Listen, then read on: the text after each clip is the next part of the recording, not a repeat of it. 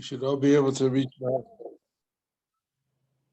So today's daf is daf Pei Dalid, and we got up to the middle of the wide lines, but we'll review what we did.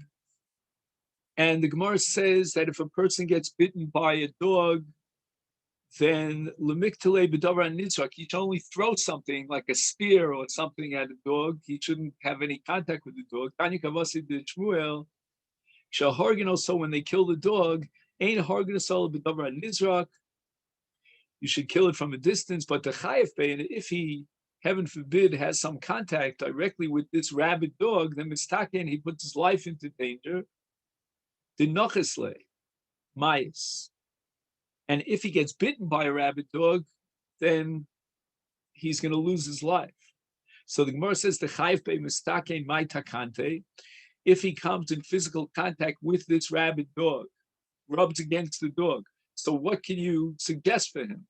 And the Gemara says, Nishlach moneh v'nirta, nirhit. He should send out his, meaning strip himself of his begadim and run away as fast as he can. And the Gemara tells such a story of Huna Braid Rav Yeshua, Chafbe Chad Maine Beshuka. He came in contact with one of these rabid dogs in the shuk, and Shalchinu Lamoni Varohit. And he saved himself by stripping himself and running away. Omar, he declared, Kiyamti Batzmi, in this experience, I, in a sense, implemented or fulfilled the Pasuk in Kohel's Paragdayin, HaChochma Techaya Ba'aleha, that the knowledge, the wisdom that I had because of the Bryce that we learned, that taught me that this is what I have to do. I have to take my clothes off and run away. The Nochas Lemayis my Takanta, what if he gets bitten by a rabid dog? What's his remedy? Rabbi Nese Mashcha di Apadichra. Now, this medicine is not what you'd call scientific medicine. It's what you call skula. Skula meaning it's based on various incantations. And what he does is he takes the skin of a male cat, probably some sort of hyena, and v'nichtavale, he writes a letter on this cloth to the demon. And he says, Ana Planya bar Planisa, I, so-and-so, the son of my mother, he mentions his mother's name, Amashcha di apa dichra sivnalech, I'm writing to you on the hide of this male cat, Kanti klirus v'amrile, others say Kanti chloros, again, these are magical incantations. And then Ya, God, Hashem Tzvakos, Amen, Selah. Then what he does is, he should take off his clothes, and he should bury them for 12 months, Ad Tresa Sharte. And then, Nafkinu v'naklinu b'tanuro, he should take the clothing and burn them in an oven. And when he collects the ashes, Navdurinu lekitme, should take the ashes and he should spread them a parshas drachim at some crossroads. Bahanach during this 12-month period, then ki shasi mai, when he drinks water, he should be very careful. Olishti ela begufsa dinachasha, he should use a straw. Here the Gemara recommends a copper straw, but it doesn't matter what straw, what material it's made of. The Gemara is going to mention gold in a second. Anyway, Dilma chazi bebua deshida l'stakin. If he drinks directly from the cup, then the reflection that he'll see in the cup is that of this demon, of this shade, and that's very dangerous. Yehudi Abba Bar Marta, that apparently on one occasion he was bitten by a dog, who Abba Bar, and his name was also Abba Bar Min Yomi, and Avdale Ime Gufta Didava, and his mother created for him a golden straw, so he would not have to look into the water and see the reflection of the demon. The Oda Omar of Masio Bar Cheresh, the Mishnah records that Rav Masio Bar Cheresh recommended a certain kind of a psalm, meaning a medical concoction of some sort, that he should put into his mouth if he's suffering from a gum disease. And that gum disease, Rav Yochanan Koch, is called Saftida. And we know that infections of the gums could be very, very dangerous. They could go down into the intestines. And my father was close to the Masechet Ilui. His name was Reb Shlomo Palachek. He died at the age of 52 of a gum disease. They didn't treat it with penicillin. Also, apparently this non-Jewish woman, a noblewoman, was an expert in medical therapy. And Rabbi Yochanan got sick with this very dangerous gum disease. He went to see her. Avdale Milsa, and she prepared a refuah for him, Chamsho Mali Shabsa, for Thursday and Friday. Amallah, so Rabbi Yochanan turned to her, he says, B'Shabbat Mai, what am I going to do on Shabbat? Amallah, don't worry. No trichas. By then you'll be okay. But he was still concerned, Rabbi Yochanan. Imitz Tarichna Mai, what do I do if I have to get this refuah? Give me the secret potion here, the concoction. Amallah, she said to him, Ishtabali Delo Megales, I make a lot of money from this. People pay me for my medical services. I'm not going to reveal my secret to you unless you promise to me that you won't reveal it to anyone else. Ishtaba, and he took the following oath. This was Rabbi Yochanan's oath. Le'Allah d'Yisrael lo magalena. I will not reveal it to the God of Israel. He took the shvuah. She revealed the refuah to him, and immediately Nafak, he goes out udrasha b'pirkei, and he teaches it publicly to his students. So the Gemara asks about Shtabala, he took a shvuah. So the answer is, if you be careful and meticulous about the language, the formulation of his shvuah, he said, Lel kol d'Yisrael magalin. I won't reveal to the God of Israel. But Haliyamo Yisrael, but to his people, Megalina, I will reveal it. So the Gemara asks, Ika Achil Hashem, she'll suspect him, this great rabbi, of violating an oath. And the answer is the Megalala Meikara. Rabbi Yochanan said to her from the get-go, after she revealed the refuah, he said, you know what, this was not an oath that's binding, because I only took it to God, but I didn't took it that I won't reveal it to the people. So therefore, it was clear to the noblewoman that there was no violation of a shvuah. Again, the issue here is, why isn't it a chil Hashem? Simply because he tricked her to reveal the therapy. And some Mefarshim say that she was so impressed with Rabbi Yochanan that he publicly taught this remedy without asking anyone for money. Normally, a physician could charge an exorbitant rate for such a dangerous situation where you have this gum disease, and this is a secret therapy, and yet Rabbi Yochanan didn't take a penny for himself. So she was very impressed, and therefore was not a chil Hashem. So what exactly was this remedy? Omer of Acha, we have three opinions here. Reder of Amin. According to him, it was Meisior. It was the water that soaks up yeast, and they add to it shemen, zayis, umelach. Oil, that's olive oil, and salt. Rav Yoma Amar, he agrees 2/3 of the way, but he says siar gufe, not the water that soaked up the taste of the yeast, but rather the yeast itself, and it's mixed in a concoction together with olive oil and salt. Rav Ashi Amar's third opinion is mishcha de gadfa de avsa. There's some sort of a bird here, and at the wing of the bird, there is some sort of an oily, fatty substance.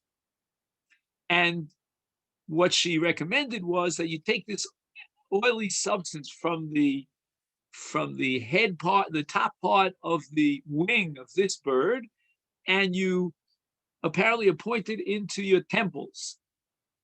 Abai, no avdi lekuli. Abai apparently suffered from this disease. He applied all these various remedies, velo estai, and it did not help. Until he met the Amaliyahu Taya. Taya is a word that appears all over Shas. It's an Arab merchant who travels from place to place. He picks up knowledge from every country wherever he goes. He's a storehouse of knowledge. And he told Abaye, I see kashyasa dezesa. You should find the pits of an olive. But what kind of an olive? It's got to be below malu tilsa, that it hasn't even developed 1/3 of its maturation. It's very immature. Take the pits from this immature olive, uklinu minura, and burn them in a fire. Amara chadita, but you have to first find yourself a pan, and it's got to be brand new. It's never been used. You're going to put coals in the pan, and you're going to burn on those coals these olive pits. The adbik bekache derei, and then you take the burnt olive pits and you smear them on various lines of your teeth. And Abai Avdilei Hachi ve'itze, and then he was healed. Mimai Havi. The Gemara now asks, what is the cause of this disease? And the Gemara answers, if he eats a loaf of bread, it's a wheat bread, and it was very, very hot. I guess he ate it immediately when it came out of the oven, and it had some sort of ill effect on his gums. And also, if he ate shiurim are the leftovers of kasa deharsana. These are small fish like herring that are fried in flour and oil. And if he left it overnight and he only ate these leftovers of the fish in the morning, they're very dangerous. And what are the symptoms? How does he know if he had this disease, if he has this disease, if he contracted it? As soon as something comes in contact with his gums, asadama, it starts bleeding, dari, from an entire line of gums that cover the teeth. So you're talking about extreme bleeding of the gums, oversensitive gums. And that is a symptom of this disease, which, as we saw, Rabbi Yochanan suffered from it, Abaye. Rabbi Yochanan, ki chosh b'tzafdida, if he had this gum disease, then ovid hachi b'shabsa v'itze, he would make all the refuah that she had taught him, that noble woman, and he was healed. And means he violated the Shabbos. So the Gemara asks Rabbi Yochanan, ovid hachi, how could he violate the Shabbos? We don't allow this on Shabbos. Rabbi Nachman bar Yitzchak shani saftida, that this disease of the gums called taftida is unique. Hoil umaskel bepeh, it begins in the mouth, and it ends up in the intestines, and it's very, very dangerous, and therefore it overrides the Shabbos. Amalei Rav Chia bar Abba Rabbi Yochanan Kimman, this remedy is acceptable and will violate the Shabbos to implement this remedy in the case of tzatida, but only ke Rabbi Masya ben Charash, because our Mishnah records a machlokas between the Chachamim and Rabbi Masya ben Charash. The latter allows using this method, this remedy of concocting this concoction, even on Shabbos, to violate the Shabbos. Why? The Yomer, he holds, if he's got this gum disease, matil lo sam b'Shabbos. But Rabbi Yochanan, how could you paskin like Rabbi Masya ben Charash and violate the Shabbos? What about the Chacham? We have a principle, Yochid v'Rabim, Halacha k'Rabim.